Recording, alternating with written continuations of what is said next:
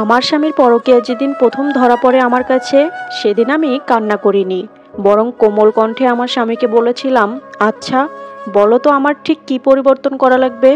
কী পরিবর্তন করলে তুমি অন্য মেয়ের কাছ থেকে আমার কাছে ফিরে আসবে? আমার কাছে মনে হয় আমি নিশ্চয়ই কোথাও একটা তোমার মনের মতন না। তুমি আমাকে এই জন্যই পছন্দ করো না। তুমি বললে আমি শুধরে নেব। এই কথা শুনে আমার স্বামী উত্তরে বলল, তুমি একজন ভার্সিটির প্রফেসর, অথচ তুমি ভীষণ সাদামাটা থাকো। এটা আমার মোটেও পছন্দ না। মনোযোগ দিয়ে শুনলাম আমার স্বামীর বলা কথাগুলো। ভাবলাম আমার হয়তো কোথাও সমস্যা আছে। আমি একজন ভার্সিটির প্রফেসর, যার কারণে আমি যে সব দিক থেকে ঠিক থাকবো এমনটা নাও হতে পারে। আমি হয়তো বা আমার স্বামীর চোখে স্মার্ট না, কিন্তু বিশ্বাস করেন আমি যথেষ্ট স্মার্ট একজন মেয়ে। তারপরেও আমি আমার হাজব্যান্ডের কথাগুলো মনোযোগ দিয়ে শুনলাম।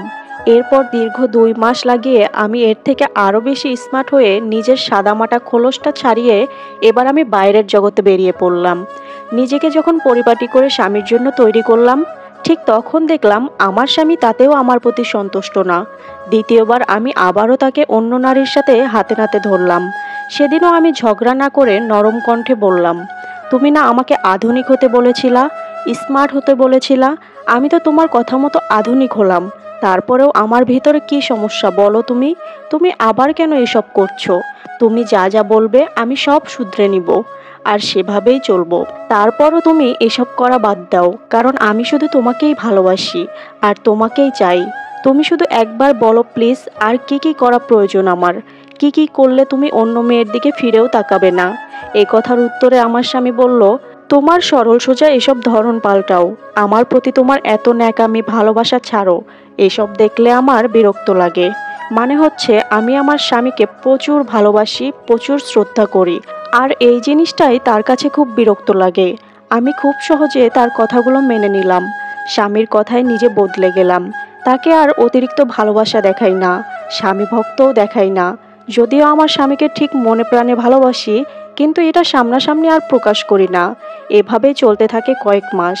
তারপর আবারও আমার স্বামীকে আমি তৃতীয়বারের মতো পরকীয়া করতে নিজের চোখে দেখি।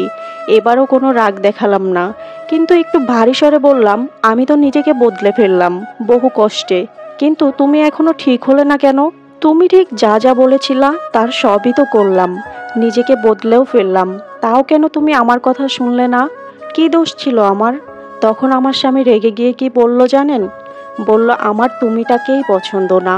তুমি আমার আশেপাশে থাকলে তোমার অতিরিক্ত ভালোবাসা দেখলে আমার দম বন্ধ লাগে। যার স্বামী এতবার পরকীয়া করে সে মেয়ে কিভাবে এত শান্ত থাকে? তুমি কি আদৌ আমাকে ভালোবাসো? তুমি যদি সত্যিই আমাকে ভালোবাসতে তাহলে তুমি আমাকে অন্যের সাথে দেখে রাগ দেখালে না কেন? একবারও রাগ দেখিয়েছো আমাকে? রাগ হয় না তোমার? আমার এখন তুমিটাকেই পছন্দ না। তোমাকে দেখলেই আমার রাগ হয়। স্বাভাবিক আর 4-5টা মেয়ের মতো হতে পারো না? আমার স্বামী জোরে চিৎকার করে করে এই কথাগুলো আমাকে শোনালো। তখন আমি একটু হাসলাম, হেসে বললাম, রাগ তো দেখাতেই পারতাম, কিন্তু দেখাইনি কেন জানো? ভালোবাসার মানুষকে কখনো রাগ দেখিয়ে ভয় দেখিয়ে বেঁধে রাখা যায় না। তাকে আদর দিয়ে ভালোবাসা দিয়ে আগলে রাখতে হয়। শোনো, আমিও রক্তে মাংসের মানুষ, আমার রাগ অভিমান সব কিছুই হয়, কিন্তু আমি চেয়েছিলাম আমার ভালোবাসা দিয়ে তোমাকে ফিরিয়ে আনবো। কিন্তু দিন শেষে দেখলাম আমার সবকিছুই ব্যর্থ চেষ্টা হলো। আসলে আমার আগেই বোঝা উচিত ছিল, যে ছেড়ে চলে যাবে সে শত অভিযোগ দিয়েও চলে যাবে, যেটা আমি এখন হাড়ে হাড়ে বুঝতে পারছি। যাই হোক, তোমাকে এখন মুক্ত করে দিয়ে গেলাম। আমি আর তোমার সাথে থাকবো না, তুমি ভালো থাকো। আর এই স্টোরিটা থেকে আমরা একটা কথাই শিক্ষা নিতে পারি, যে কাউকে মাত্রা অতিরিক্ত ভালোবাসা দেখাতে নেই। আর সে যদি একবার বুঝতে পারে আপনি তাকে প্রচুর পরিমাণে ভালোবাসেন, বিশ্বাস করেন সে আপনাকে বাঁচতে দিবে না।